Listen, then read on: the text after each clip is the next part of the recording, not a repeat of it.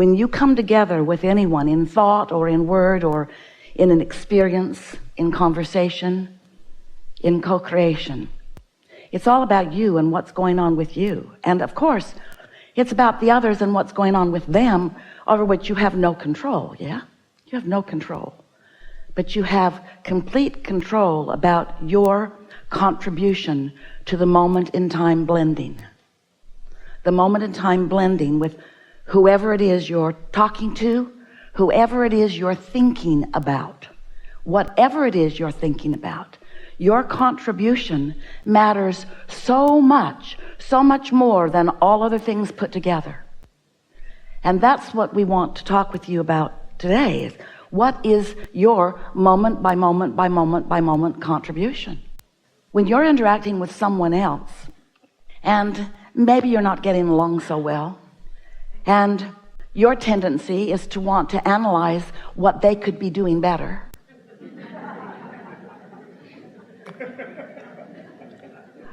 We want you to think about what you could be doing to feel better about this, because you know what?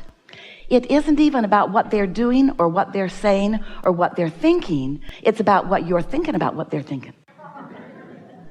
It's about what you have decided to make your vibrational point of rendezvous. Now, law of attraction is doing the rendezvousing. Law of attraction is taking all active vibrations and managing them to perfection.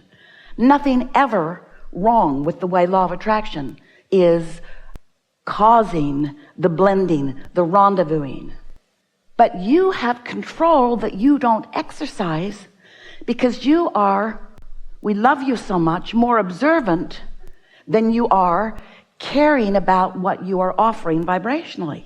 You let circumstances and events, or even things that you've thought about before, or even things that you've experienced before, dominate the moment in time, so improvements can't happen. Esther caught herself doing that 2 days ago.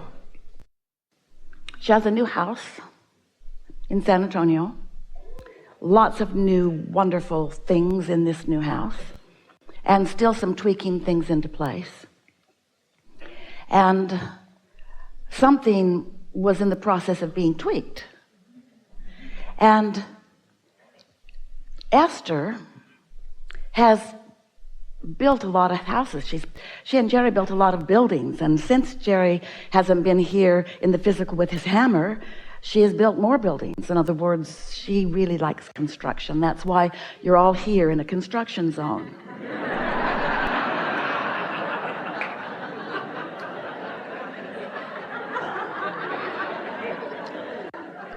We're not kidding. So, Esther is explaining to a man who's trying to adjust something in her new house. And she realized that because she's had experiences like that before, she was having a difficult time just expecting it to go easily along, because she knows how that usually goes. So she wanted to explain to him, you know, my experience has been. And he's looking at her, thinking about what her experience may have been. He trusts her. She's not making things up. But he just wanted to do what needed to be done now. And while he doesn't understand about what Abraham teaches, and he doesn't really understand about law of attraction, and he never has given a thought to vibration or what's active in a moment in time, he was not comfortable with Esther wanting to bring past bad experiences into this moment in time. Why would you do that? Because I'm smart. And I have had experiences. And most important, I'm wanting to prevent the next moment from having problems that other moments have had. I'm trying to protect my new moment from things that other moments have had by activating the things that have gone wrong in other moments. All righty then. So Esther's catching herself in the middle of it and laughing right out loud at herself and at her tendency to keep telling it like it is or keep telling it like it has been, instead of just letting each moment be fresh and new and free of obstacles of the past. Well, that made her think all night long about the seeming contradiction of the value of past experience and the knowledge that it gives me, and the freshness of the now, where I don't muck it up with past experiences that I don't want to repeat. How far do you go? How much do you use your past experience in this now moment? And we say, use every past experience that felt triumphant, that felt exhilarating, that felt satisfying, and do not activate any of them that bring into the conversation frustration or worry. That's your rule of thumb. You cannot separate your past from your present, from your future well at all. No one can. You just cannot blur those lines well enough to really be only in the now, because here's now again, here's now again, here's now again.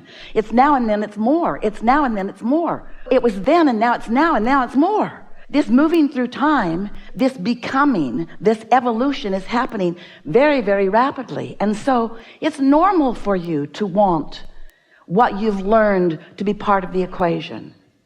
Just don't get carried away with it. And you might ask yourself, this is what Esther came to that night. You might ask yourself, why do I feel a need to say this? Why am I saying it? Why am I saying it? Am I trying to protect my future experience from something unwanted? That's not a good reason. Am I trying to show off? Am I trying to assert my intelligence into the situation? Nothing wrong with that, unless you're intelligent about things you don't want. We want to awaken within you your realization of your vibrational contribution to every moment in time. We want you to find the balance between the desire that life has caused you to focus into place and the open valve, so to speak, which is the conduit between you and the energy that creates worlds. It's like a pipeline where the energy that creates worlds flows through you toward whatever it is you're asking for. And the balance of your asking and your allowing of that energy to flow is really an important thing for you to consider. We want to talk to you about it in a way that might feel a little new to you, because it's that balance of desire and belief that equals not only what happens and how it happens, but how it feels while it's happening. In other words, everything that you feel, all of the emotions that you live, in other words, what your life feels like to you and what your life looks like as it unfolds, is all about the factors, these simple factors of what life has caused you to ask for now and how open you are about letting it flow. So always when Esther has a new experience, we use the analogies of her life because they are so pertinent to her and usually to you as well. So we're going to tell you a few things that are going to awaken in you some things that you might be doing too. So in Esther's new house, it's quite big, far bigger than one person needs, but not one bit bigger than one person wants.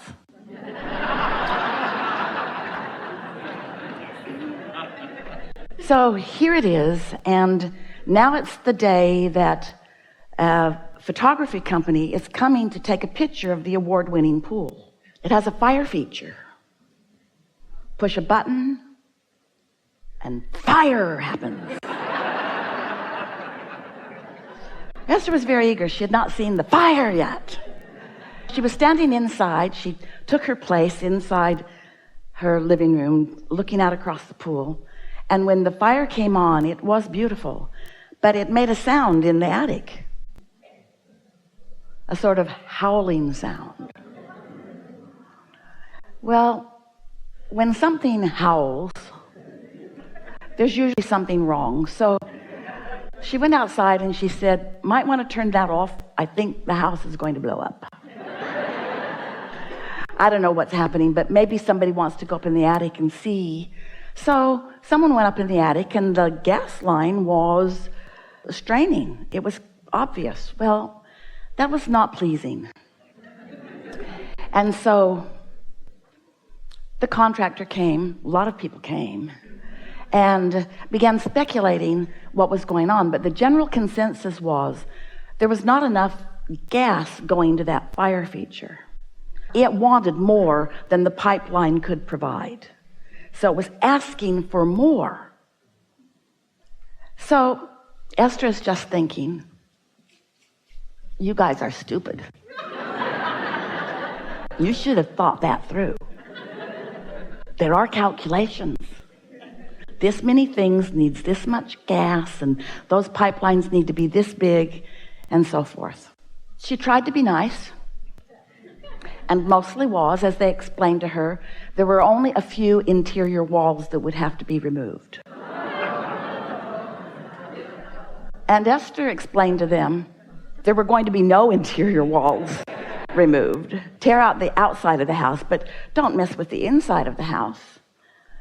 And then she decided to just cool her jets, because she could feel that she was going off the deep end and that no good was going to come from her involvement in this. And now it's right before the holidays. Nobody wants to do anything anyway. And so Esther just decides to chill and let the universe take care of it. Those were her empty, hollow words that she was speaking to them. So then she's enjoying her house. Everything else works as long as she doesn't turn on the fire or the pool heater or the outside fireplace. Just a few things.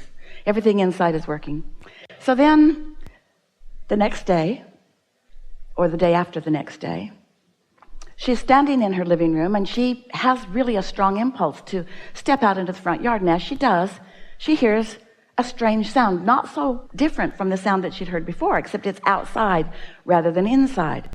And so she stood there and realized that it had something to do with the sprinkling system, the underground system. She stood there long enough that that zone turned off, and when the zone turned off, the sound went away. It wasn't a sound of water running. It was a sound of something straining. It was a sound of something odd. It was a sound of something going wrong. So she called and left a message, and then didn't worry about it. It's winter. Nothing really needs water out there anyway. Something to think about later, though. And then a day or two later, a man came to teach her pool school. He's going to show her how all the buttons work, and he's a lovely man, and she learned about her new swimming pool. And as he was getting ready to leave, he said, "Oh, I noticed that you have a broken sprinkler down on the back of the property." And Esther looked down, and sure enough, there was water bubbling up out of the ground. So she called the landscaper, who was in the area and was there in 2 minutes, who called the sprinkling company, who was also in the area and was there in 5 minutes. And so within 7 or 8 minutes, there were people there to deal with this broken sprinkler. Turned out the sprinkler wasn't broken. It's just downhill, and the system had just turned off, and water was just draining out of that. But now they're there. And so Esther says, "Oh, I have a question for you. Can you turn on whatever zone makes something happen out here in the front?" And so they did, and that sound came. And Esther said, "Does that sound normal to you?" And they said no. And so they were there for a while and figured out that someone had wired 2 zones together so that when either zone was calling for water, both zones were calling for water, and there wasn't enough water for both zones. And so the demand was greater than the supply. You getting a theme here? The demand is greater than the supply. What does that mean to you in terms of creating? Well, it meant something to Esther. I have desires that my open valve isn't supplying, which means my valve is not as open as I think that it is. I'm asking for more than I'm letting come through. I've got beliefs that are blocking my own desires.